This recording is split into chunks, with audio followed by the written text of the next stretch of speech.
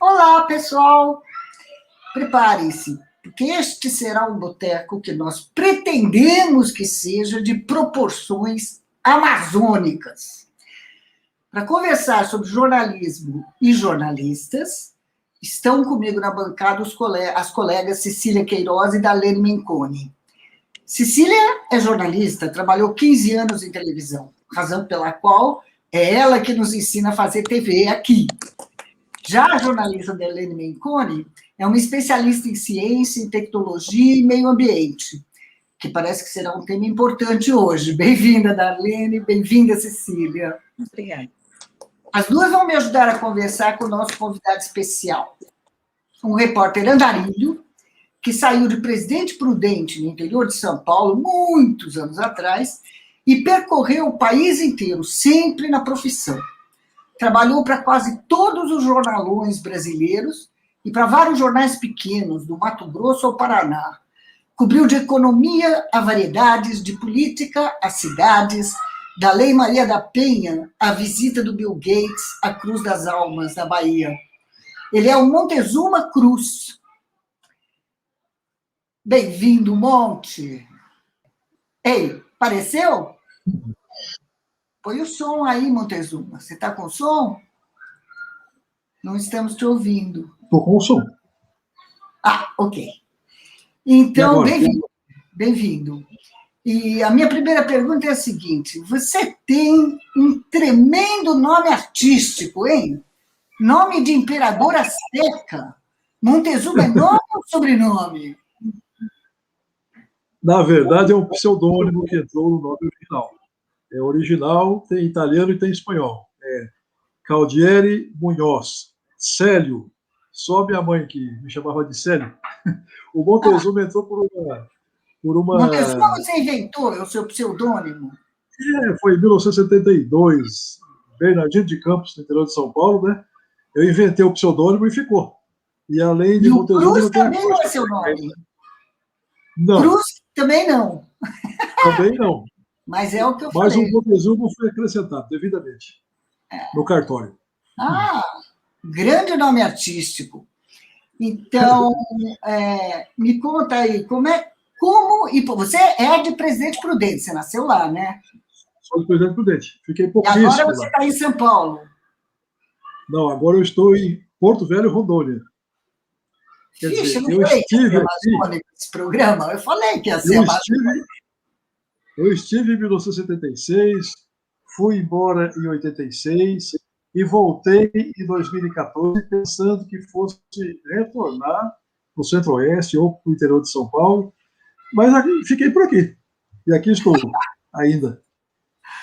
Tá, então você vai me contar primeiro como e por que o rapaz de Presidente Prudente virou repórter e começou a andar pelo país. Quem são os seus ancestrais na profissão?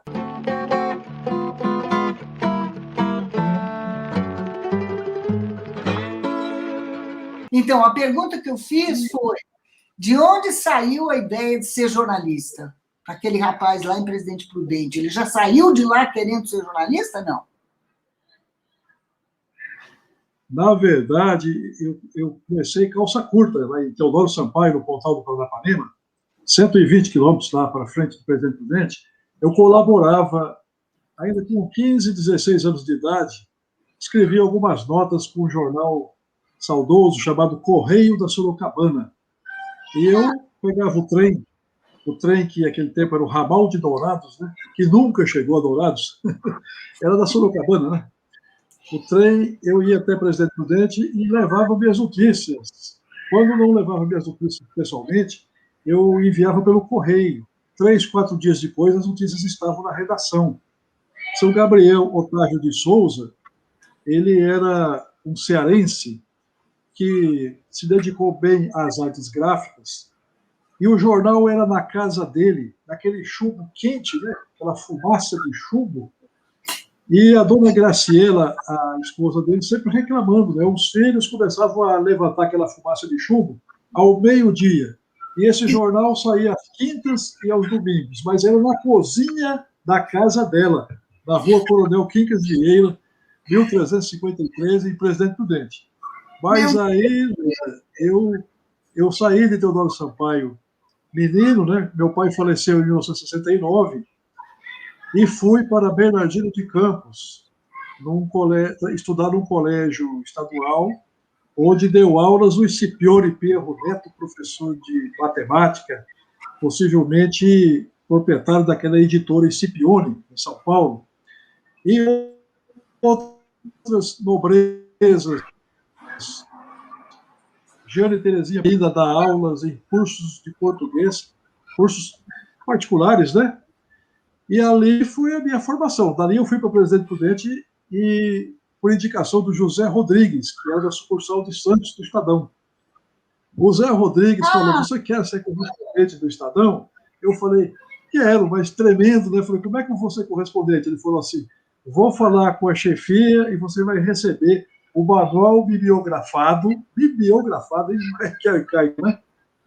E vai receber as laudas, né? Aquelas laudas de 20, 30 linhas, né?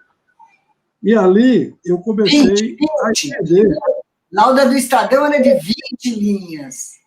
30 linhas era do Rio. Isso, 20 linhas. E o Zé Rodrigues foi praticamente o meu padrinho, né? Ele dirigiu a sucursal com umas 20 pessoas em Santos. Tinha lá o Araquém, esse gênio da fotografia, tinha o Zé Meirelles Passos, né, que foi correspondente do Globo em Washington, né? Trabalhou em Santos também. Tinha o Edson, tinha as mulheres lá, que eu me esqueci o nome agora, a Vera, tinha um tanto de pessoas lá sob o comando do Zé. E o Zé falou, você se firma aí. Eu falei, mas como é que eu vou ser correspondente? Ele falou, você vai ser correspondente por causa de uma nota que você fez aí num jornal estudantil, era o jornal Nosso Tempo, nesse colégio, Dr. Miguel Priante Calderaro, em Bernardino. Eu escrevi uma nota dizendo que havia um armazém de 17 mil metros quadrados sem um grão de café, e que esse armazém serviria para guardar o café do norte do Paraná e da região da Média Sorocabana. Eu mandei aquela matéria e o Estadão publicou, máquinas aguardam safra. E aí começou, né? Eu comecei a aprender, sair dos coeiros, né? Porque lá em Presidente Prudente, lá em Teodoro Sampaio, eu escrevia notinhas, né? A fonte, a Praça Luminosa, a eleição do prefeito, o jogo de futebol, os times, quem entrou, quem saiu, quem era o massagista, quem era o roupeiro, a charanga que animava o jogo, né? Então eu não tinha noção do que era escrever para o jornal de verdade, o jornal grande, né? E com esse Estadão que você conheceu, né, com aquela produção magnífica, exigente, rígida nas cobranças e boa também para ensinar, paciente, para dar a noção do que era ser um correspondente, né? Esse ser estranho que hoje em dia pouca gente só se vê correspondente de televisão, né? Mas o correspondente de jornal ralava igualzinho o repórter de TV, né? Corresponder, enviado especial, né? Posso te interromper? Onde é que você publicava essas notinhas por lá, antes do Estadão te contratar? As notinhas saíam nesse Correio da Sorocabana, que eu lhe falei. Que era lá em Presidente Prudente. Isso, que era do senhor Gabriel Otávio de Souza. E havia outro jornal também, A Quente, que era feito na rua 12 de outubro, em Presidente Prudente, chamado A Região. A Região é do Neif Tayar, que faleceu no ano passado. Você vai explicar agora o que você quer dizer para o jornal A Quente, porque muita gente que está assistindo não deve saber. Sim, o jornal A Quente era um jornal feito no chumbo. Havia uma máquina chamada linotipo. A linotipo era um super teclado gigante, com 80 teclas, né? Então, os linotipistas eram tão rápidos quanto os datilógrafos, né? Os bons datilógrafos. Eu, por exemplo, só catei milho até hoje, né? Meus dedos são compridos, eu não conseguia passar, não passei da quinta lição, né? Mas então a linotipo produzia aquelas linhas no chumbo, e essa chumbada era espichada, assim, esticada sobre uma mesa e amarrada com ferro, amarrada com cobre, e apertada, né? Tinha lá uns pedaços de ferro que apertavam essas páginas e dali tiravam as provas da página, né? A diferença é que hoje a foto e o texto correm na velocidade da luz, né? E naqueles tempos tinha que esquentar fazer o chumbo, e quando parava para jantar, a máquina era desligada, e quando a máquina era desligada, o chumbo esfriava e ficava aqueles pedaços de chumbo, contaminava todos os que trabalhavam na oficina, que eles viviam bebendo leite. Bebendo leite. O tempo todo para tirar o. Muitos se aposentaram com chumbo no organismo, quando foram se aposentar. E alguns ganharam a insalubridade, né, posterior, né, insalubridade constatada depois da aposentadoria. Tiveram esses reajustes das delegacias regionais de trabalho. Né? Então, tudo era arcaico, 40, 50 anos atrás. Né? Imagine um jornal feito no chumbo. Né? Então, no entanto, era o que havia de mais moderno, na verdade. Mais moderno. Você vê que os grandes jornais do mundo eram impressos desse jeito. Desse jeito. A gente ficava deslumbrado, né? Chegar em São Paulo, chegava a São Paulo e olhava ali na Major Quedinho, aquelas máquinas ali rodando. Depois, mais tarde, foram do Diário Popular, né? As máquinas, as rotativas, né? Tem uma história que é uma conversa puxando outra, eu me permito contar. Valdir Sanches, do Jornal da Tarde. O Valdir Sanches chegou a Foz do Iguaçu, eu trabalhava na Folha de Londrina, ele falou, eu vou te contar como é que o Jornal da Tarde parou para receber a minha matéria às 3h30 da madrugada. Algo impensável no mundo de hoje, né? Ele falou que a telefonista ligou para Manágua e o Somoza ia cair naquele dia, ia ser derrubado. O ditador Somoza da Nicarágua. E o Valdir estava lá, mas não conseguia ligar para São Paulo. Então existia uma função de secretário gráfico. Ele mandava mais do que o editor do jornal. Ele cortava as matérias dos repórteres pela metade, cortava no pé, cortava na cabeça, aonde ele bem entendia. Alguns eram pessoas inteligentíssimas que tinham grande sacada. Ó, não vou cortar aqui, porque senão vai tirar o sentido. Mas no resumo da ópera, o que ocorreu foi que a telefonista ligou para Manágua e o Valdir atendeu.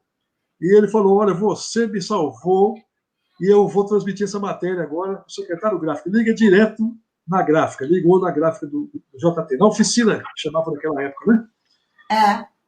A matéria saiu com a manchete e foi o único jornal que publicou, né? A queda do Somoza, e o Somoza fugiu para o Paraguai e o resto da história todo mundo sabe, né? Que foi morto no Paraguai com um disparo de bazuca, né? Mas o chumbo representou durante muito tempo as alegrias e as dores, né? As dores dos gráficos, né, que se contaminavam e as alegrias dos editores que faziam um jornal que fechava 11 horas da noite, meia-noite, terminava a edição. Era um sacrifício, né? Até corrigir tudo, então os editores falavam muito no pente, da matéria, né? Para lembrar o seguinte, que o jornal fechava de fato meia-noite, 1h da manhã, dependendo da bomba que estourasse, às vezes a gente saía do jornal 2h da manhã. E aí tinha que reverter a turbina para conseguir dormir. Então o que a gente fazia? A gente ia para um boteco para jogar a conversa fora, comer alguma coisa, discutir as notícias do dia e falar da profissão. E falar era o mais famoso que eles frequentavam na época ali, um boteco famoso ali, que tinha perto ali na Martins Fontes, Major Quedinho, tinha um lá. Que chama até hoje, chama Estadão. Mas era um outro, eu sei de qual você está falando, eu tinha um outro nome. Mas ali perto da Marginal, era no comecinho da Avenida Sumaré, tinha o Alemão. Alemão. É lendário esse alemão, né? Tá vivo. E ali saiu segundas edições e terceiras, né? Porque o segundo clichê, terceiro clichê. Cecília, Marlene, vocês querem fazer alguma pergunta? Montezuma, que momento mais nostálgico, né? Hoje, quando a gente olha para o jornalismo de agora, claro que mudou muita coisa. A gente perdeu um pouco do romantismo? O que você acha? Perdeu, sim, né? Porque alguns que gostavam as máquinas de escrever, aquelas Olivetti, aquelas Hamilton Rand, né? Aquela barulheira, né? Fumaça de cigarro na redação, né? Hoje em dia as pessoas não falam boa noite, hoje é tudo no digital, né? A gente às vezes nem sabe, né? Eu me sinto surpreso hoje quando eu vejo, por exemplo, um texto eu envio para um site. Não tem nem ok, quando vê já está no ar. Então, aquele romantismo de sair da redação para comemorar, para lamber a cria, né, como se diz, né, não existe mais. As pessoas se conhecem e mal se cumprimentam. O Jornal de Brasília, em 2005, foi uma grande escola. Inclusive, eu tenho o Jornal de Brasília como uma grande escola. O JB, o Jornal do Brasil, o Estado de São Paulo, a Folha de São Paulo, mesmo à distância, eu sempre trabalhei à distância, sucursal da Folha de Londrina, eu fui chefe em Foz do Iguaçu, nas 3 fronteiras, né, Brasil, Paraguai e Argentina, mas quando se fala em romantismo, inclui-se essa conversa com os editores, conversa com os colegas, para ver como é que foi aquela matéria, como é que vai ser o dia seguinte, né?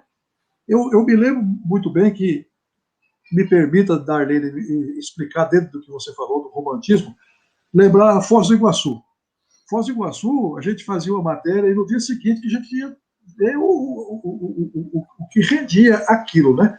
Por exemplo, como repercutiria, né? Uma vez eu fiz um levantamento com o SIDACTA, de controle aéreo em Curitiba, e com a Polícia Federal, e com base no relatório do FBI, e com informações da Polícia Federal em Foz do Iguaçu, segundo o qual esse levantamento era 10 vezes superior ao contrabando de sacoleiros, o contrabando aéreo. O contrabando aéreo levava mais muamba para o interior de São Paulo, para os aeroportos ali da região de Dracena, levava aquelas cargas pesadas e grandes aparelhos de televisão, aquelas super LEDs, né? E toda a parafernália eletrônica do Paraguai sempre vendeu, né? Relógios importados, perfumaria, uísque e outras bebidas, mais vinhos, 10 vezes superior. O João Arruda, um grande editor, irmão do Roldão, que trabalhou no antigo jornal Movimento, do Raimundo Pereira, em São Paulo. Raimundo Pereira. O João Arruda, ele falou, mas olha a confusão que você está causando aí. Ligou o empresário muito puto da vida, porque a foto que saiu no jornal hoje mostra um avião de prefixo americano no quintal da casa dele, na margem do lago de Itaipu. E esse cidadão, ele quer te matar e quer matar o fotógrafo também. O fotógrafo era o Ney de Souza, já se foi também. Morreu em Cascavel, atropelado na frente da igreja de Cascavel. Neyzinho. O Ney era do fotógrafo a moda antiga, né? Aqueles fotógrafos de São Paulo que vinham para a Amazônia, que não queriam nem saber se iam levar picada de mosquito, se iam ficar doentes, se iam pegar malária, né? Graças a Deus era malária, né? Não é a Covid, né? Mas então, fazia parte desse romantismo a gente ver o medo que a gente sentia no dia seguinte, né? Eu senti 2. Um foi uma vez que eu mexi com um sheik iraniano. O sheik iraniano, o senhor Mohsen Al-Tabtabai, ele era um religioso que vivia em Ciudad del Este, a antiga Puerto Stroessner. Né? Os antigos vão se lembrar que era Puerto Stroessner, que aquilo se chamava antes da ditadura, antes do Alfredo Stroessner cair. Mas esse homem andava pela ponte da amizade, para lá e para cá, sem documentos. Quando os colegas paraguaios descobriram, eles pediram apoio. Olha, vamos escrever a respeito aí. Deu um apoio para a gente mostrar a situação. Resultado, lá eles consideram o Hezbollah, o Partido de Deus, entre aspas, da mesma forma, no mesmo nível, no mesmo patamar da religião. Então, naquele lugar, eles têm a religião e o partido político irmanados, com um imã assim, um puxando o outro. E no Paraguai, ele dirigiu uma escola, esse cidadão. E eu fui dizer que ele andava sem seguranças, que ele estava sem documentos. Mas no dia seguinte, o delegado da Polícia Federal, olha que você foi fazer uma confusão, você aprontou uma confusão com a gente, como é que nós vamos agora falar com ele se a gente não falar a língua dele? Eu falei, é o problema da polícia, nós fizemos só uma denúncia. Aí, resultado, ele conseguiu exigir do sheik que apresentasse os documentos depois. E nós fomos levados à mesquita, em Foz do Iguaçu, e eles trancaram a mesquita e ficaram nos inquirindo lá. Né? Perguntavam tudo da vida da gente, só não perguntavam do parto, mas como é que começou no jornalismo, qual o interesse de destruir um religioso como aquele, porque eles têm os turbantes. O que usa turbante branco, maravilha. Mas o que usa turbante preto é um ser especial, assim, tanto quanto o Ayatollah, que é o chefe supremo do islamismo. Né? Conclusão, eu não tive paz na frente da Folha de Londrina, na sucursal de Foz do Iguaçu, Rua Almirante Barroso, centro da cidade. Toda a tarde estava um sujeito lá me vigiando. Depois dessa reunião, nós aprendemos a não mexer mais com essas pessoas. Júlio Campos, do jornal O Estado de Mato Grosso, lá em Cuiabá, né, o ex-senador Júlio Campos, ex-governador, ex-presidente do Tribunal de Contas e um tanto mais de ex, dizia assim, daquele sotaque bem cuiabano, não mexa com esta gente que veste diferente, não mexa com bunda de nenê novo, com padre, com freira e com milico. Esse povo que veste diferente não pode mexer com ele. Não... E aí eu lembrei do Sheik, lá de Foz do Iguaçu, né? Aí já tinha sido em 89, em Cuiabá. Mas peraí, eu vou te interromper, porque você atropelou uma das nossas vinhetas. Você disse que passou 2 grandes perrengues lá, um foi esse com o Sheik. Então, eu vou chamar a vinheta dos perrengues antes de você contar o segundo. Manda, Fábio.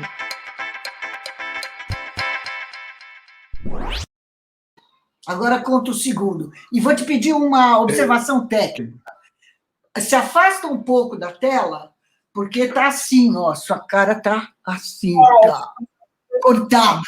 Está cortando o queixo e a testa, está muito perto. Vai um pouco mais. Está muito perto. Agora melhorou, né? Mas ainda está cortando o queixo. Vai um pouquinho mais para trás. Mas então. Aí melhorou. Então conta. Aí está ótimo. Esse leque do romantismo, a gente falaríamos o tempo todo, né? Em Manaus, que a Cecília Queiroz conhece muito bem, havia um jornal, e até hoje existe, né? Sai uma vez por mês, chamado Porantim. O Porantim é o jornal da causa indígena, né? Ligado ao Conselho Indigenista Missionário. Em 1980, nós trabalhávamos numa redação com caixa de marimbondo em cima da gente. Os marimbondos voavam e a gente dizia, né? Como é que pode? Nós trabalhamos num jornal da igreja, morávamos ao lado do Palácio Episcopal, e a nossa redação tem isso, né? E na frente tinha um boteco com umas caixas musicais, aquelas que a gente paga R$1, né? Apertava o botão lá para escutar aquelas músicas, né? Desde de Julio Iglesias até Renato Bruquerque, ou então um carimbó, né? E a festa ia até 1, 2 horas da madrugada.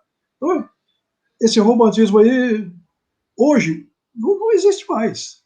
Né? Os gráficos se juntavam com os jornalistas, iam todos para o mesmo boteco, iam todos para o mesmo bar, contar as mesmas alegrias, contar das mesmas agruras, as mesmas dificuldades, né? Do filho que tinha que internar no hospital, do salário que não teve reajuste, e das matérias bem publicadas. Né? Se existia uma ditadura dentro do jornalismo, era a ditadura gráfica. Como eu falei naquele caso do Valdir Sanches, do secretário gráfico. Os jornalistas fizeram greve em São Paulo. Aquela greve parece, como era o nome do presidente do sindicato, não me lembro o nome dele. Era o David Moraes, a greve foi em 79. Pois então, não vamos falar assim no fura-greve, mas vamos falar que os gráficos conseguiam publicar os seus jornais. Aqui em Porto Velho mesmo, em 1986, tinha um patrão da fronteira com a Bolívia, ele tinha um jornal, o Aran Santos. Ele veio uma vez com uma garrafa de uísque de presente para mim, eu era o editor. Toma aqui, segura o pessoal, não deixa esse pessoal revoltado fazer greve. Eu falei, eu não posso, eu mesmo não vou trabalhar, porque não dá, o salário está atrasado, vocês prometeram. Depois disse que o cachorro latiu e espantou o funcionário do escritório que ia buscar o salário e cada dia era uma desculpa, né? Ah, que romantismo, né? Resultado, ninguém trabalhou, mas o jornal, no segundo dia, saiu. Por quê? Porque os gráficos fizeram o jornal. Mas era um jornal pequeno, né? E aqui em Porto Velho não tinha o peso que tem São Paulo, que tem as grandes cidades, né? Mas é um assunto assim que realmente, Darlene, ele faz assim a gente ter saudades, porque na minha idade eu vejo assim que era uma verdadeira Olha a intervenção do confraternização. escrita aqui embaixo. O romantismo está aqui nesse romantismo boteco. Você tem um daqueles botecos de verdade. Que legal. Era isso mesmo. Eu fico imaginando como é que era, como é que era vocês lá no Bar do Alemanha. Algumas vezes eu fui, desci lá com o pessoal da produção, parece que era o Moacir Carbo, e o Moacir Carbo, o Ademar nunca saiu. O Ademar, enquanto o Raul estivesse na redação, o Ademar estava ao lado dele, né? Depois, mais tarde, veio aquele que era correspondente em Leeds, o Ariovaldo Bonas, né? O Estadão, né? Nossa, o Ariobonas, Ariobonas. figura, Depois foi trabalhar em Vitória, no Espírito Santo, né? Na Gazeta, né? grande. Mas assim, não vamos dizer que o passado era melhor, ficar aquele sentimentalismo. Não deixa de ser sentimentalismo, né? Na verdade, na essência, né? Mas era bom porque a gente fazia autocrítica, né, das edições, né, autocrítica das matérias, né? Eu vi uma vez encostado na mesa do Raul, num sábado, eu tinha vindo de Bernardino de Campos, eu estava indo para o Presidente Prudente, para ser o correspondente lá em Presidente Prudente. E eles falavam assim, liga para o Marquês aí, o Marquês era de Santo André. Mas onde é que está o Marquês? Não, rapaz, ele está em Cuiabá. Não, mas ligação para Cuiabá, já eram 8 horas para conseguir uma ligação telefônica para aquela radional. E o Marquês estava lá no meio dos Crenhacarori, que depois o Luiz Salgado Ribeiro foi atrás deles lá também. Os Crenhacarori, erroneamente chamados de índios gigantes, eram os índios Panará. Eles ficavam na beira da Cuiabá-Santarém, a BR-63, no meio daquela floresta, lá distantes. Eles iam na beira da estrada, as mães com os filhos aqui, elas seguram feito um canguru aqui, o filho, na parte da frente, sobre os seios, e iam pedir esmola nos caminhões. Então, naquele tempo, o índio já era um esmoléu, né? Já estava ali pedindo socorro na beira da Cuiabá-Santarém. E o Raul dizia... Monte, Crenhacarori, no Mato Grosso? Eu sempre Mato achei Grosso. que era território Guarani Kaiowá. Não, é do sul, Mato Grosso do Sul, esse aí. Agora o Crenhacarori lá para cima de Cuiabá. Olha o que acontece. Aí diz o Ademar, liga para o Marquês. Aí não podemos ligar para o Marquês, porque ele está lá no meio do mato. Ele só vai voltar para Cuiabá, ainda vai passar uns dias lá com o Mário Shimanovic, vai ficar por lá e tal. Então ele era o enviado especial, ele queria viajar, então deram essa viagem para ele conhecer os índios Crenhacarori. O nosso amigo Luiz Salgado Ribeiro... Você viu a mensagem do Dal Marcondes aqui embaixo? Acho que ele quis dizer o Bonas. Também passou no DCI de Aloysio Bion. Bonas. Sim. Ariovaldo Bonas, ele é de Lindes, interior de São Paulo. O Bion, antes de morrer, trabalhou em Goiânia, se não me engano. Editor de economia, Aloysio Bion, trabalhou em Goiânia. Mas então, você vê como é que é essas distâncias. O Nelson Severino, que é um jornalista que editou a Folha de Londrina Esportiva, 17 anos lá no Paraná, era um sucesso de vendas. Circulava às segundas-feiras a Folha de Londrina Esportiva, e ele foi para Cuiabá ser correspondente do Globo, trabalhou no Diário de Cuiabá, que não existe mais, todos os jornais estão subindo. Eu até ia perguntar para o Altino, Rio Branco estão se acabando aos poucos. Aqui em Porto Velho, o Alto Madeira, com mais de 100 anos, encerrou as atividades. Logo em seguida morreu o dono, com 97 anos de idade. Hoje nós temos o jornalista mais velho do país, o Hélio Fernandes, né, que escreve todos os dias, trancado dentro de casa e não pegou Covid, né? Hoje o troféu é não pegar Covid, né? Meu Deus, né? Mas então, eu olhava... Fazendo uma observação boa ali. Em Porto Velho, hoje, você, Montezuma, está tão no centro do mundo das notícias quanto qualquer um de nós que esteja em qualquer outro lugar. Como você vê essa realidade? Eu vejo emocionado, Fred, porque nos tempos que eu frequentava a cabine de Telex, e que as vendedoras de perfume Avon e Christian Grey e o revendedor da Brahma iam lá para fazer as fitas perfuradas, para pedir os produtos que chegavam uma semana, um mês depois da Porto Velho, a gente se conjurava com o cidadão e com a cidadã, porque eles tomavam a frente dos jornalistas e ficavam lá horas e horas, e nós tínhamos um deadline. 3h30, 4h da tarde. Onde isso? Em São Paulo. Em Porto Velho, né? E hoje nós estamos aí nessa aldeia global, como o McLuhan previu, né? Como o Big Brother previsto por George Orwell, né? No 1984. Eu não li a Revolução dos Bichos ainda, mas o 84 é assustador, e está acontecendo, né?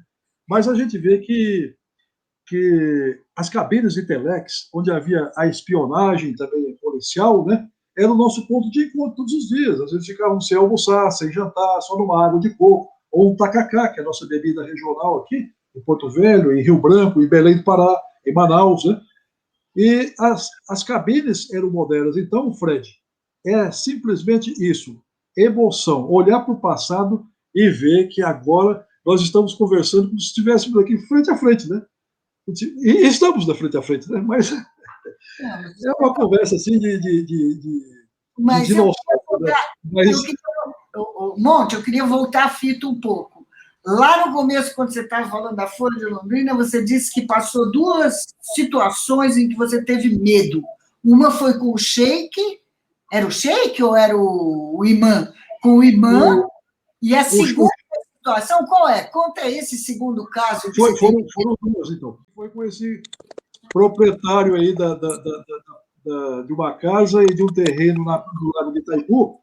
Ele simplesmente fazia treinamento de paraquedismo com o capitão da aeronáutica. O capitão da aeronáutica era envolvido com ele no contrabando de mercadorias do Paraguai, para o interior de São Paulo.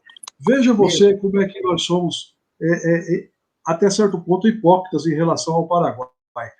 Nós falamos que o perfume paraguaio falsificado, o relógio seco do Paraguai, relógio, como é que é aquele relógio famoso? Relógio mais bam dos relógios. Rolex. O Valdir Sanches viu essa história. O Valdir viu e fez matéria do Paraguai a respeito disso no Jornal da Tarde.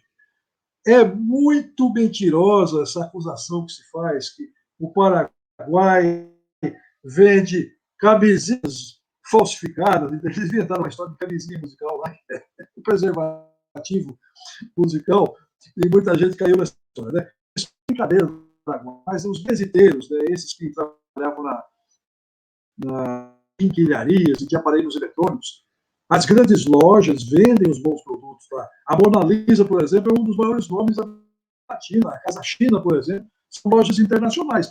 Mas os sócios desses fabricantes de falsificados, os sócios desses fabricantes... Continua. Valmir Sanches fez essa matéria dizendo que não era verdade que os produtos paraguaios eram todos falsificados, né? E do medo que vocês tiveram de serem mortos. Não era fácil fazer aquele jornalismo de fronteira, né? Aí, como exemplo, o Mauri Koenig, né, o mais premiado dos colegas do Brasil hoje, o Mauri foi repórter da sucursal de Foz do Iguaçu. E uma vez ele abriu 2 páginas mostrando a tríplice pobreza. Porque muita gente imagina que não há pobreza na Argentina, né? Ah, pobre é o Paraguai, pobre é a favela de Foz do Iguaçu, mas tem pobreza também. Aquela região ali do norte argentino, aquela região ali de Alto Paraná e Carindeú, no Paraguai, e a região de Misiones, a pobreza é muito grande. 2 vezes o Mauri conseguiu fazer matérias com grande repercussão, e era perrengue um atrás do outro, porque mostrou um contrabando de carne de caça, e já existia o IBAMA, né? O tempo romântico do IBDF, onde faziam pratos de tartaruga aqui em Rondônia, em Manaus, onde se comia carne de paca à vontade, né? Agora, se o sujeito for pego, né? Quer dizer, é meia boca, né? Porque alguma fiscalização afrouxou, né? Nós temos hoje o garimpo de volta aqui às águas do Rio Madeira, aqui em Porto Velho, o garimpo de ouro, quer dizer, o despejo de mercúrio nos rios, né? Lá no Paraná a gente via a limpeza das hidrelétricas ali da região da Ilha Solteira, as águas desciam contaminadas por chumbo. Uma vez no Diário do Norte, em Maringá, eu fiz uma matéria a respeito, uma matéria de caráter ambiental, né? Bem daquelas que o Randall Marques gostava de fazer no Jornal da Tarde, aquelas páginas generosas, né? E o Randall, Deus o tenha, foi um dos maiores, se não o maior repórter ambientalista desse Brasil, né? Vamos tirar o chapéu. Né? No Jornal da Tarde, produzia aquelas matérias assim que a gente se espelha. Eu me espelho nele, no Valdir Sanches, no Luiz Salgado Ribeiro e naquele famoso Zé Grandão. O Zé Grandão é o Zé Roberto Alencar, e uma vez a Folha de São Paulo o contratou e colocou ele na Alameda Barão de Limeira para ser Papai Noel. Imagine um Papai Noel com óculos, fundo de garrafa, magro, 2 metros de altura, magro, esquálido. Aquilo não é Papai Noel nem aqui, nem na China. Coitado dele. Ele era lá de Santa Rita de Minas, né? Mas ele escreveu um livro muito legalzinho chamado Muita Sorte e Pouco Juízo. Esse livro aí é um manual para a gente ler a respeito de que maneira ele conseguiu fazer certas matérias. Né? Eu leio até hoje, quando eu posso, e vivo aprendendo, porque o Zé Grandão era ótimo. Então, falando em livro, o que foi que aconteceu no Pontal? Que é o título de um dos seus livros, né? O Aconteceu, ele é assim, uma resenha de algumas histórias, inclusive essa do contrabando em Foz do Iguaçu. A do Irã não está lá, a do Sheik não está. Foi vacilo meu. Mas foi muitas pressas esse livro. Eu fiz ele quando eu morava em Brasília. A impressão foi mesmo lá, quase artesanal, um livro simplório, mas o conteúdo poderia ter sido melhor. Se eu contasse metade das histórias vividas aqui em Rondônia e no Amazonas, e parte delas no Acre, daria muito mais ibope. Mas as que eu contei ali, por exemplo, tem duas interessantes, do jeito que vi. Uma foi colocar o presidente da República, José Sarney, numa saia justa dentro do próprio jornal dele. Por quê? Eu era correspondente do Jornal do Brasil. O som está melhor agora? Tá. Tá ouvindo? Mistério, bem melhor. Tá ótimo. Então, o Geraldo era um carioca tranquilão, o Geraldo Campos era o editor de Nacional. E eu era o correspondente do JB. Não tinha nada a ver com o jornal Estado do Maranhão. Mas eu escrevia a matéria, mandava para o Rio, e o Rio mandava de volta, porque o jornal Estado do Maranhão era assinante da JB. E lá num trecho de uma matéria, certo dia, numa tarde, eu mando essa matéria assim. O coronel Carlos Alberto do Ailib, secretário de Segurança do Estado, na época, livrou José Sarney de culpa na grilagem das terras do Pindaré, as maiores do mundo. Conclusão, a matéria foi publicada no próprio jornal do presidente da República. No dia seguinte, o editor chega na redação, Pipoca, né? Antônio Carlos Lima, o Pipoca. Tu quer me... Eu falei, eu? Você quer me lascar, porque olha só o que aconteceu. Eu falei, rapaz, eu mandei a matéria para o Jornal do Brasil, o editor nacional seu é o Geraldo. O Geraldo, aí fizeram uma abafa lá e tudo muito bem. O Fernando Sarney, que era o que é filho do Zé Sarney, era administrador do sistema Mirante de comunicação, né, que é a televisão, a rádio e o jornal, chegou na redação, não, tá tudo bem, não tem problema não, a gente entende o que aconteceu e tal. A matéria colocou o presidente na saia justa, né, colocando ele como o maior grileiro do Maranhão. A pergunta, o que são essas terras do Pindaré aí que você falou? É uma região do Maranhão onde no passado, nos anos 50 e 60, antes do Glauber Rocha ir filmar São Luís e filmar aquela pobreza, né? Que o Sarney chamou Glauber Rocha em 66 para filmar a posse dele. E o Glauber foi a pobreza. Filmou a favela, filmou a poluição. Era para ser a Miami brasileira, São Luís. Né? Agora deu uma guaribada, ela melhorou um pouquinho. Mas a grilagem do Pindaré, ela foi um dos maiores escândalos fundiários da história do Maranhão. No livro, do jeito que vi, eu conto com detalhes os nomes dos grupos que grilaram terras na região do Bico do Papagaio e ali no sul do Maranhão, e na região do Pindaré. Por quê? O INCRA tinha um funcionário e ele trabalhava num prédio onde ficava também a representação da base de Alcântara, dos foguetes, né? E ficava a sede do INCRA. Toda semana eu ia lá beber café com ele, saía lá do meu bairro em São Luís e ia conversar a respeito de terras. E aí ele pegou confiança em mim e me entregou os documentos com todos os nomes dos fazendeiros, desde o Pernambuco, tinha até o irmão do Chico Anísio lá, o De Paula, que era grileiro de terra lá. Tinha militares também, coronéis do Exército e da Aeronáutica na região do Bico do Papagaio. Existia o chamado Grupo Executivo das Terras Araguaia e Tocantins, o GETá. O GETá foi extinto, né? Naquele período do ministro Marcos Freire, que morreu num acidente aéreo na Serra de Carajás. Esse GETá, ele conseguiu, em minúcias, né, dizer quem era quem nessa grilagem de terras no Maranhão e no norte goiano, hoje Tocantins.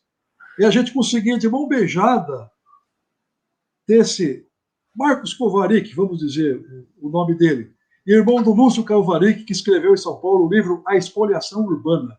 O Marcos Kovarik me passava de mão beijada e eu trabalhava aos sábados, aos domingos, meio-dia, e ganhava a primeira página do Marcos Sacorreia. Marcos Sacorreia, grande editor também, vamos tirar o chapéu. Um dos melhores momentos da minha vida de aprendizado foi como correspondente do Jornal do Brasil. O Vilas Boas Correia, quando chegou a São Luís, você não tem telefone? Eu falei, olha, eu vou nas coletivas, eu vou de ônibus, eu ando a pé por essa ilha, mas tem um telex no fundo do meu quarto. Aí tinha minha filha recém-nascida e a minha falecida sogra foi lá e desligou o telex para eu receber as pautas de Gilberto Pauletti, do Rio de Janeiro, naquele tempo. E eu tive que brigar com a sogra para ela não desligar o meu telex. Né? A minha filha na Terra foi o leitmotiv aí dessa confusão toda familiar. Né? Mas então, o jornal Estado do Maranhão publicou essa saia justa aí, né? E a outra... Peraí, deixa eu entender. Você era correspondente do JB em São Luís. Em São Luís. Você manda uma matéria para o JB e o JB vende para o Estado do Maranhão. E o Estado o Estado do Maranhão era assinante da agência, né? E Sim. Eu era editor dos bairros, não tinha nada a ver com a confusão. Eu fazia bairros, meu negócio era favela. Eu vivia nas favelas, encontrando professor cego, aluno doente, a maré, o mar engolindo as águas do rio Anil toda a tarde. Então, fazia favela, fazia boi enroscado naqueles ranchos lá, pobreza, Morro do Urubu, o Baiobão, o Coafuma, o Coatraque, o bairro do Lira, a falta d'água. No próprio jornal, a gente mostrava a verdadeira São Luís, né? E isso tudo sem censura alguma, nunca cortaram nada. O chefe da Casa Civil do governo na época era o Eduardo Lago. Ele dizia assim que a página 6 do Estado do Maranhão é o lado subversivo desse jornal, a página 6. Pela página 6 saía. Justamente porque a página 6 reproduzia as matérias do JB que você tinha. Não, a página 6 era minha, inteirinha, todo dia. A verdade é que o Geraldo Campos, que editava Nacional, o Carioca, é que publicou essa matéria, né? E o Sarney ficou numa situação. Aí ligaram para Brasília e fizeram uma aueda lá que foi equívoco, não sei o quê, mas eu trabalhava dentro do jornal dele, quer dizer, era caso de demissão, né? Mas não fui demitido. Não fui demitido. Você trabalhava também no Estado do Maranhão. Você era correspondente do JB e repórter do Estado do Maranhão. Isso, era repórter de bairros e editor da página. Tinha 10 pessoas na editoria de cidades, né? Um carro só para sair com 8 repórteres. Aí teve uma briga lá um dia, aí o Fernando Sarney mandou alugar os carros da Belalto. Alugou meia dúzia de carros, ninguém vai brigar por carro mais. Saía 3 com cada carro. Mas os bairros tinham um motorista e um repórter e um fotógrafo. Era um luxo, né? Para aquela época. 87. Você tinha uma página inteira no Estado do Maranhão para falar dos bairros.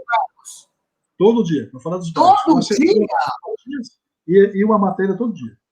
Foi uma escola também, porque eu aprendi muito ali. Conhecer. Mas, cara, eu não estou entendendo. Ao mesmo tempo, você era correspondente do JB?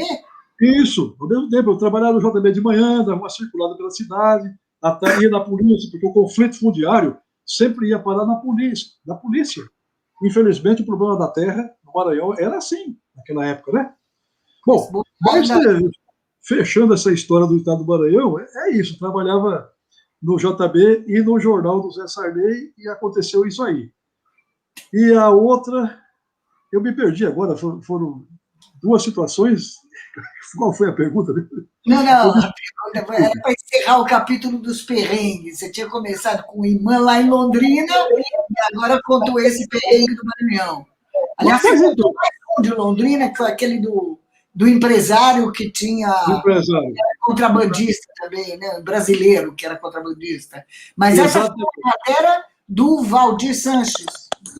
Não, o Valdir Sanches ele foi depois, eu dei uma dica. A Folha de Londrina não quis publicar. O Valdir Sanches foi para lá para fazer com os refugiados do Laos, do Vietnã. Eles estavam passando fome na Argentina, comendo ratos. Comendo rato. A Folha de Londrina bobeou, comeu mosca e não quis me mandar para lá. 400 quilômetros na região de Poçadas.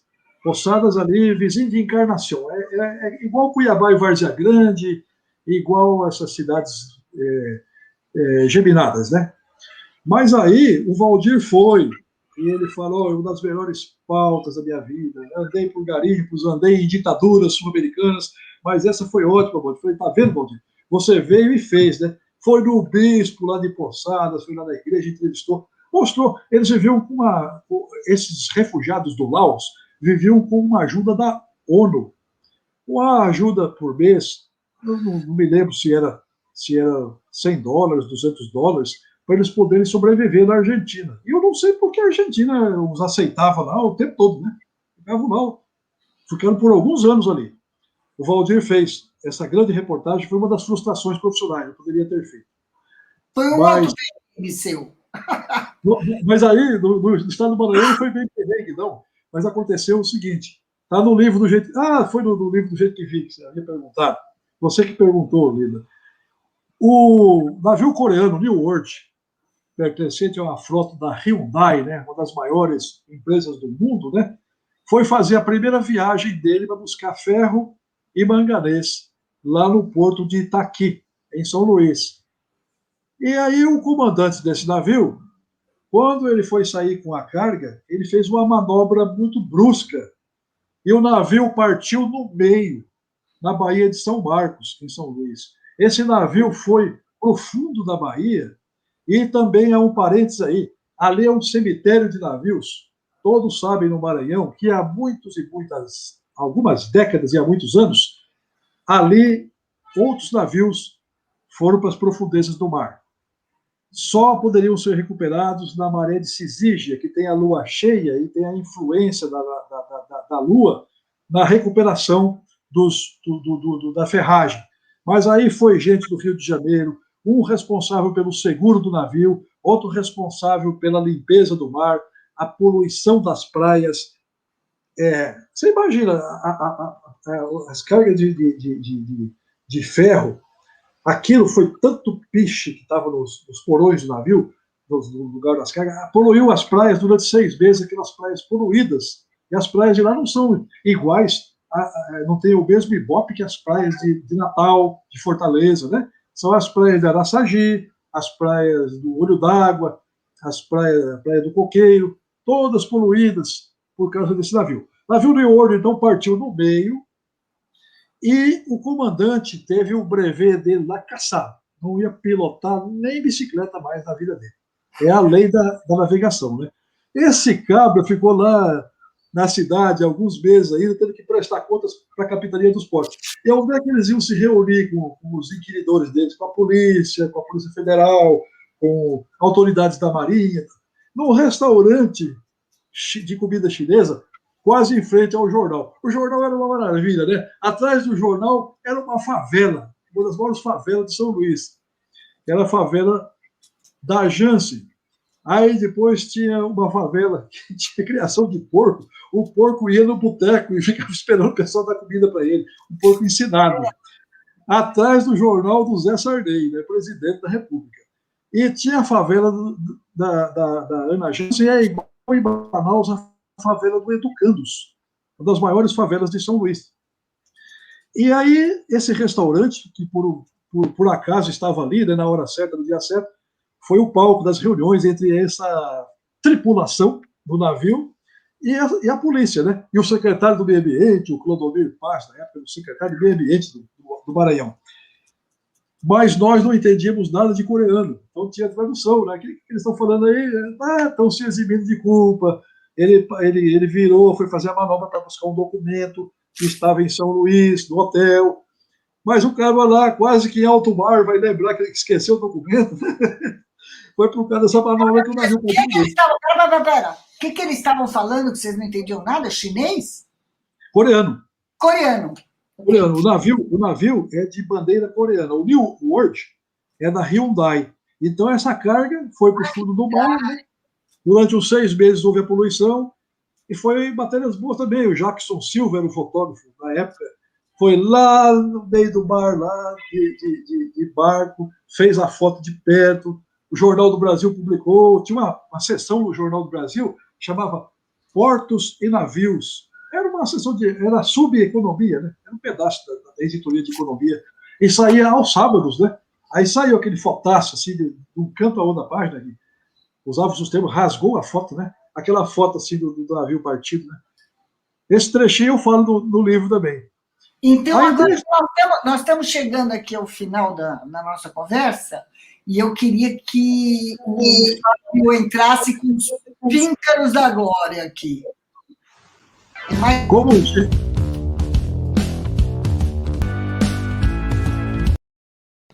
que é o seguinte, eu quero que você conte o que foi a grande reportagem, aquela que te deu absoluta satisfação e que você teve a sensação de que você mudou a história. Os píncaros da glória. Deve ter várias, né? Mas escolhe uma. Quero perguntar, Monte, como é que foi ser cidadão lá da Câmara? De Teodoro Sampaio? Você me lembrou, agora eu não estava nem lembrando. O município de Teodoro Sampaio tem uma das melhores águas do país, né? Lá em cima do aquífero Guarani, né? Sul de Mato Grosso do Sul, pedaço de Goiás. Esse aquífero Guarani é a glória, né? Nós temos uns aquíferos aqui no Acre, temos aqui também. Podiam trazer um para Porto Velho, porque a nossa água aqui é poluída. Não tem água boa aqui para se beber. Mas ali, no Pontal do Paranapanema, a Câmara, em reconhecimento por eu ser filho da terra, né, me deu o título de cidadão. Né? Eu nunca imaginava que fosse cidadão de uma cidade onde meu pai foi presidente da Câmara de Vereadores, prefeito por alguns dias, porque o prefeito casou, foi para a lua de mel e não voltava mais. Aí meu pai teve que assumir a prefeitura. Por um mês. Na época, a lei dizia que quem era o segundo na hierarquia era o presidente da Câmara, não era o vice-prefeito, né? É a mesma coisa hoje, né? O Lira é o presidente da República se no impedimento do Bolsonaro e do general Mourão, né? Mas traduzindo isso para o município, né? Mas, sem tergiversar muito dessa história, Cecília, o que melhor, uma das coisas que mais assim, me satisfez, que me trouxe alegria, foi uma série que a Folha de São Paulo publicou, chamada Fronteira Esquecida. Eles criaram lá, quando o Cláudio Abramo era diretor de redação, um prêmio interno de estímulo aos correspondentes, porque a gente ganhava pouco e a gente tinha que fazer uns cachorros, assim, contábeis, para poder, né, cobrar um táxi a mais ou cobrar alguma coisa a mais. Teve um correspondente de Cuiabá uma vez que ele cobrou até um furo de pneu de avião. Já viu avião furar pneu na selva? Esse cabra chamava-se Daniel Almeida Lopes, era da sucursal do Globo de São Paulo, ele cobrou um pneu furado do avião, e o Roberto Marinho pagava. Mas o que acontece é o seguinte, a Folha criou essa série, eu fiz 7 matérias mostrando a fronteira Brasil-Paraguai, existe até uma ilha ali que ninguém sabe, Isla Margarita, ninguém sabe se pertence ao Paraguai ou ao Brasil, porque a soberania de uma ilha é do Senado de cada país, né? Então, essas matérias mostraram as velhas madeiras que existiam na região, serrarias antigas também, a pobreza, a exploração mineral e a madeira chamada quebracho. O quebracho é usado para fazer anil. As nossas mães antigamente usavam para colocar na roupa, para lavar lençol, usava aquele anil, né? Tudo feito dessa madeira. Foi uma das maiores riquezas que o Mato Grosso, não era do Sul ainda, que Mato Grosso tinha, né? Aí a Folha me deu esse prêmio. 1.000 cruzeiros na época, eu fui buscar esse dinheiro do Bradesco, muito feliz, né? Desse mesmo Bradesco que aqui em Porto Velho, já nos anos 79, 80, não, 76, 77, 78, 79, 80, pagavam viagens de avião para a gente para ir aos índios. O dinheiro vinha no caixa do Bradesco, a gente pegava esse dinheiro, fretava avião para ir nas aldeias dos índios, dos suruís, né? Coisas que só podiam fazer isso aí os endinheirados, né? E o jornal era endinheirado, porque o correspondente era um pária. A Betty Midley, antropóloga, por exemplo, ela saiu de São Paulo, filho do Zé Midley, né? Da indústria metal leve, ela veio estudar a história das índias suruí, das índias, dos partos, né? Da fofoca da tribo e tal. E ela veio, ela tinha dinheiro para fazer essas viagens. Às vezes ela ia de carro, outras vezes fretava avião, e outros cientistas que vieram para cá também da Unicamp, né? O exército lá do Rio Grande do Sul veio fazer aqueles levantamentos aerofotogramétricos que se fazia na época a 11 quilômetros de altura. Não havia o Google Earth ainda para cobrar o IPTU da gente, né? Aí, eles tinham que fazer aquelas fotos lá do alto para ver se tinha embaixo nióbio, cassiterita, se tem. E a grande discussão hoje aqui, né? A volta do garimpo em Rondônia. Então, eu acredito que os píncaros da glória podem ter sido isso aí também, pode ter sido um período que eu passei no jornal Porantim, em Manaus, quando nós descobrimos a exploração da Elfi Equiteine na terra indígena Sateré-Maué, explorando petróleo, fazendo seus furos por lá. Foi uma confusão medonha também, porque os colegas de Brasília não ligavam, né? Os colegas de Brasília não davam muita bola para isso aí, porque... Pera. Qual empresa que estava furando, procurando petróleo? A Elfi Equiteine, francesa. Elfi Equiteine. E eles não davam bola, porque o assunto era mais indígena. Está dizendo oi aí, ó. Márcia Marques. Márcia Marques fez muitas matérias na Folha de São Paulo, no Jornal do Brasil. Eu peguei rabeira algumas matérias dela, mostrando a migração desenfreada rumo a Rondônia. Foi a maior migração da história para cá, desde a marcha para o oeste, nos anos 40. Nunca se viu tanta gente chegando em Rondônia. 80 mil pessoas chegavam de uma só vez em 1985, quando Rondônia alcançava o seu primeiro bilhão de habitantes, no governo tampão de Ângelo Angelim. Mas então, falei a velha do Porantim, Manaus. Tudo gaúcho, publicou essa Elfi que tem. Surpreendente, né? Esses migrantes eram todos gaúchos? Paranaenses, da cidade de Iporã, a maioria de Iporã, depois os gaúchos, depois os capixabas, os mineiros, depois os matogrossenses e os paulistas. Rondônia, tirando o povo da terra aqui, os mineiros aqui da beira-rio, do beiradão do Rio Madeira aqui, né? Esse maior afluente da margem direita do Rio Amazonas, todo esse povo aqui é nativo. Os que vieram para a estrada são todos do sul e sudeste brasileiro, né? Fizeram essa grande migração. Mas então, o que você se espantou, a Elfi Equiteine, né? Fez parte do livro também, eu conto, né? Como é que era feito um jornal em Manaus e imprimir em Guarulhos, lá no Arnaldo Pinheiro, se não me engano, na gráfica Guarunews. O jornal voava 3.776 quilômetros de Guarulhos a Manaus para ser distribuído. Ia 20 jornal para o Peru, 30 para Guatemala, 25 para Assunção. A América Latina toda recebia, porque o CIMI tinha seus contatos e distribuía.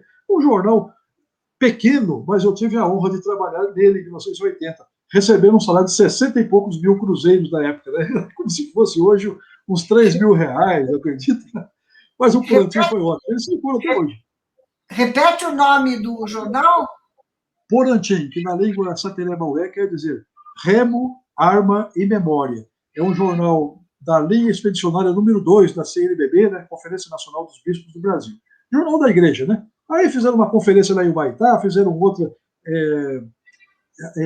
em Goiânia, e a igreja resolveu transferir para Brasília. A redação passou a ser no edifício Venâncio III, no centro de Brasília. E ali havia espionagem também. A história pode ficar muito comprida, mas ali espionava o trabalho do Porantim, vinha gente da FUNAI, e a gente espionava eles também. Tanto que essa história do petróleo aí, quando a coisa estourou, a gente teve informação da própria FUNAI, que não deu essa informação para ninguém. Então foi um privilégio. É píncaro da glória, sem receber troféu, sem receber apenas o reconhecimento, né? Que a melhor coisa é o reconhecimento e a carteira profissional. É o melhor prêmio que o jornalista pode ter. Hoje já é diferente, mas naquela época foi mais ou menos isso, né? Então, nós chegamos no limite aqui da conversa, então eu vou chamar a saideira. Vou pedir a saideira, ó.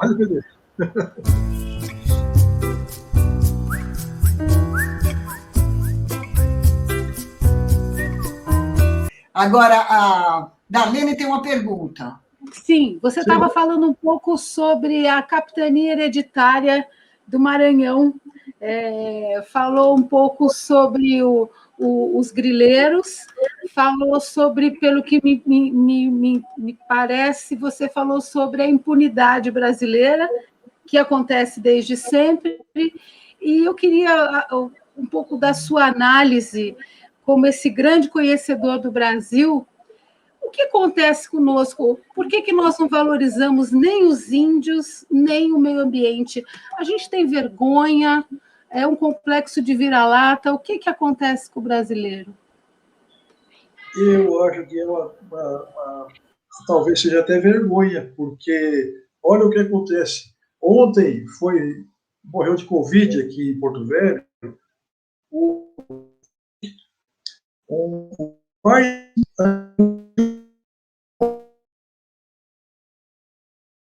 esse índio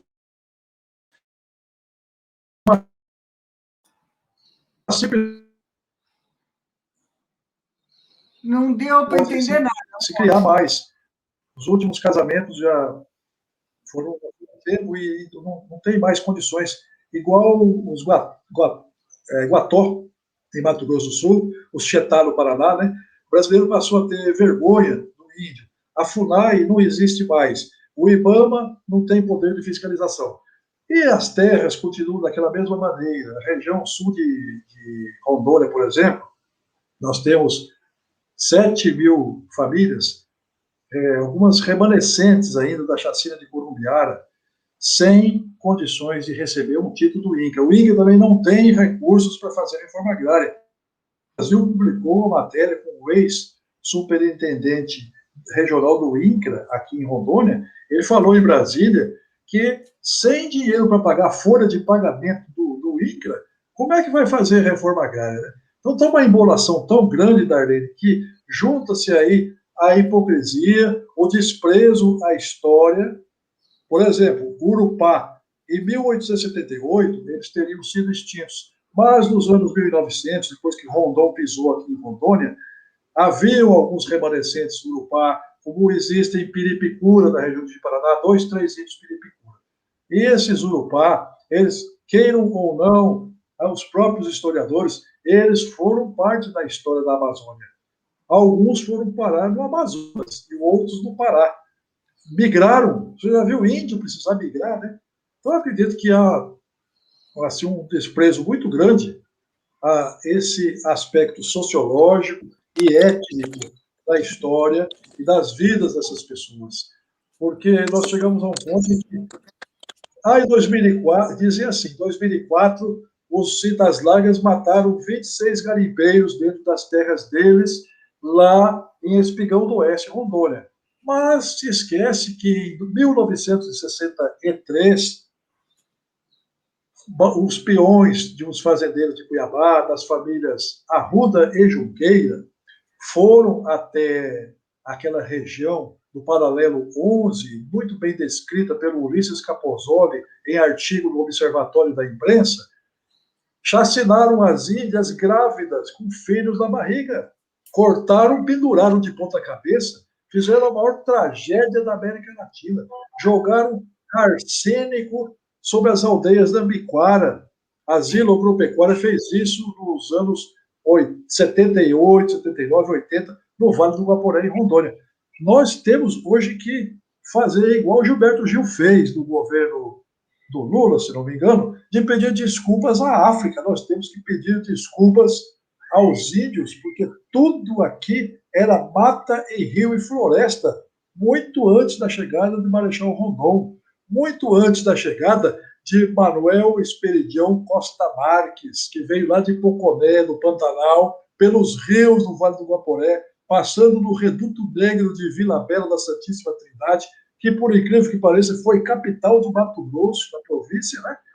E veio para conhecer, para povoar, para estudar as ilhas, estudar as plantas, estudar as chamadas drogas do sertão, conhecer quem era o ser humano que morava aqui. Infelizmente, se não fossem meia dúzia de professores da Universidade Federal de Rondônia e alguns de outras cidades, de alguma, Unicamp, por exemplo, alguns de São Paulo, nós estaríamos hoje desprovidos desses debates, nós não teríamos condições de levantar assuntos como esse que você levantou. É uma parafernália tão grande, fundiária e étnica. É um desprezo muito grande. Forte Príncipe da Beira foi a maior construção militar fora de Portugal. Quem construiu foram os negros. Construíram. E hoje, uma terra quilombola, a professora me conta outro dia que tem que passar dentro do quartel do Exército para poder abrir a escola. Ou seja, onde é que nós vamos parar, né? Agora foi licitada uma escola ao lado do Forte, né? Forte é uma maravilha, né? Trazia os presos do Maranhão, da Bahia, eram todos presos aqui, isoladíssimos do mundo. Você entra nas prisões do Forte Príncipe, você descobre lá aquelas escritas feitas na época, aquelas despedidas que eles faziam, né? Até da vida, porque entravam ali igual as prisões do Napoleão. Subia mesmo, né? E da Gestapo também. Bom, a Cecília caiu, pelo jeito, né? Está amaldiçoado esse programa. O que aconteceu? Hoje aconteceu tudo. Então, a pergunta não é onde é que nós vamos parar, a pergunta é como é que viemos parar aqui, né? Como é que estamos nesta quadra da vida nacional com esses cenários que você descreveu tão bem? Eu vou pedir à Cecília que faça a pergunta que ela queria fazer e depois você dá a última palavra, Montezuma. Mas primeiro a sua pergunta. O Monte, você rodou o país com a família nas costas, para baixo e para cima, com uma criançada danada. Você acha que valeu a pena? O que você faria diferente hoje, em termos profissionais, do que você fez nessa jornada toda sua de andar pelo país com as crianças e a casa nas costas? Eu me arrependo, assim, amargamente de ter praticamente obrigado a família a me acompanhar, né? Tanto para Cuiabá, quanto para o Maranhão, São Luís, depois para Argentina, depois volto de novo, Campo Grande, Brasília. Teve um momento em que eu disse, não precisa mais me acompanhar, não. Fique por aí que eu vou me virar, né? Mas se fosse para fazer tudo de novo, eu faria, mas com o devido cuidado, porque não se faz o que eu fiz. O Ortega y Gasset diz, né? Eu sou eu e as minhas consequências. O que eu pensava antes da pandemia? Antes da pandemia, eu pensava em ir nos índios isolados, até iria consultar o Altino hoje, se ele estivesse presente, lá no Xenani, lá para o alto do rio Jurá, para cima lá do Lago do Ceará, onde eu fui e encontrei aquela legião de analfabetos colocando o polegar num papel, numa folha de papel, para poder vender produção de fumo do quintal lá na feira de Cruzeiro do Sul, a R$250 o rolo de fumo. Pobreza, analfabetismo. Cruzeiro do Sul é no Acre, não é em Rondônia? Isso, na fronteira com o Peru. Então, eu sonhava, era um dos meus últimos sonhos de consumo, de repórter, conhecer aqueles índios isolados, né? O Altino, o Elcio Martins em Rio Branco, e o Altino consegue. O Altino consegue mais, o Elcio já está hoje com seus 82 anos de idade, foi correspondente do Estadão há muitos anos, editou o Varadouro, né, o maior jornal alternativo da Amazônia, em Rio Branco do Acre, Jornal das Selvas, né? Ah, meu Deus, congelou de novo. Montezuma, você está aí? Sempre no melhor da história. Pronto, agora ele caiu. Ai, está voltando. Eu não sei onde é que eu parei.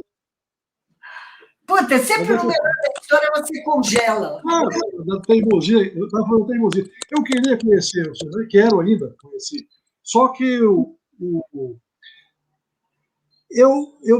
esse funcionário da FUNAI, ele falou, não convém, porque está proibido, e nós já estávamos nas vésperas dos 6 mil casos de Covid entre os povos indígenas do Brasil. Eu falei, não dá. Então não vamos, não, porque está sujeito a gente ficar doente e levar a doença para eles também, que não seja nem a Covid.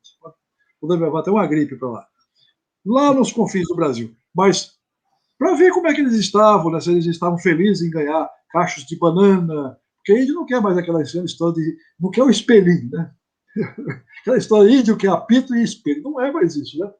Hoje é comida. Então, quando esse funcionário da FUNAI lá esteve pela primeira vez, né, no contato, ele levou bastante. Um carregamento grande de frutas, né? Levou melancia, levou frutas. O Acre é muito rico nessas frutas, né? Que são vendidas em Manaus, né? Na Feira do Exército, lá do 55º Batalhão de Engenharia de Infantaria de Selva, o BIS, tem uma feira livre lá. As verduras, as frutas menos perecíveis demoram 10, 15 dias para chegar a Manaus, né? Vão pelas águas fazendo curva, pelos rios aí. São mais de 2 mil quilômetros, uma distância que seria em linha reta 1.000 quilômetros, né? Mas, depois dos píncaros da glória, esses sonhos assim, não são tão recônditos, são explícitos, né? Eu gostaria de ter essa oportunidade. Espero estar vivo e, se esse ano, se puder, esse ano mesmo ir lá no Alto Juruá. Né? Eu fui lá, eu conto essa história, acho que eu contei para a Cecília uma vez, que as pessoas do Rio Juruá, quando elas estão, quando o período da seca, puxam canoas, puxam o motor da canoa, junta 2, 3 assim para puxar por corda, com corda, para puxar a canoa. Mas quando as águas sobem no Rio Juruá, que é um dos, eu acho que é o 18º rio, maior rio do mundo, né, o Juruá, as águas vão lá para cima dos barrancos. A paisagem maravilhosa. A gente vê, Leda, aquelas casas coloridas, assim, pintadas de azul, de vermelho. Parece o estádio da Portuguesa de Desportos, sabe? Mas com tintas bem vivas, né? Por que são feitas aquelas casas? O INCRA apreende com o IBAMA madeira de lei que é cortada às vezes ilegalmente, né? Essa madeira é usada no Acre para construir essas casas lá no Alto Juruá, lá para esses lados do Lago Ceará, onde eu fui. E também Então, no caminho de curtinha, porque nós estamos precisando encerrar. Pergunta curtinha para você responder curtinho, não amarra no outro caos, porque senão a gente não sabe nunca mais. Hein? Que é o seguinte: esse seu desejo de conhecer os índios isolados, isso não é um equívoco, porque se eles são isolados, isolados devem permanecer, por respeito a eles. Quer dizer, o que você quer é sobrevoar a região para ver eles lá embaixo, é isso? Não, isso aí quem teve coragem de fazer, o Altino fez, o Elton fez também, e outros jornalistas fizeram, da maneira como o Edilson Martins, outro acreano de grande vanguarda jornalística no Jornal do Brasil, né? O Edilson Martins, ele fazia páginas do Jornal do Brasil e contava da miscigenação entre os índios suruí e as capixabas brancas, assim, da cor da pele da Darlene, assim. Teve até um caso no livro Nossos Índios, Nossos Mortos, onde o Edilson Martins narra a dizimação da família indígena e a dizimação da família da Norminda Dias, que quis casar com o Oreia, e os dois morreram. E foi assassinada a família do capixaba todinha, por quê? Era um romance, eram situações românticas do indigenismo de antigamente. Né? Mas lá, você me perguntou, eles são, digamos que eu irei nos ex-isolados, porque eles já não estão mais isolados, porque já foram até lá. A FUNAI já chegou, né? Outros jornalistas já se aproximaram, mas eu ainda não tive esse privilégio. É um sonho de consumo meu, porque falei, eu já vi tanta enchente no Acre, eu já vi incêndio, eu já vi macaco arrombando o depósito de castanha, né? E o secretário da Embaixada da Alemanha surpreso com aquilo, rindo, né? Como é que esse macaco que consegue tudo, né? Contaram para nós lá que são macacos ensinados, né? O macaquinho chegava lá, destrabelava para comer a castanha. Então, esse Acre cheio de água, é um estado cortado por rios, né?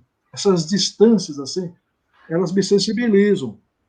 Eu acredito que seja um sonho, assim, igual tiveram outros sul-americanos, né? Digamos aí essas repúblicas de banana que a gente viu, os 100 anos de solidão, Gabriel Garcia Marques, né? aquela cidade, aquele país macundo, né? Aquele imaginário, né? Como é que é o Brasil a oeste, né? Porque nós tivemos um Getúlio Vargas mandando todo mundo embora para o oeste, a ocupar a Amazônia. E o Médici já dizia, né? A terra sem homens, dos homens sem terra, alguém de Castelo Branco, o Médici, eu não sei ao certo quem foi que disse, mas eu sei que depois mandaram esse povo para cá, e uma das leis que o INCRA foi, uma das normas era essa, tem que desmatar 50% do lote. E deu no que deu, né? Esse desmatamento gigante e doentio que nós temos desmatado, porque tem que ser casado e desmatar a metade do lote, para poder receber efetivamente o título de terra. Hoje não há dinheiro nem para reforma agrária, mas aí a gente já incumpridaria o assunto.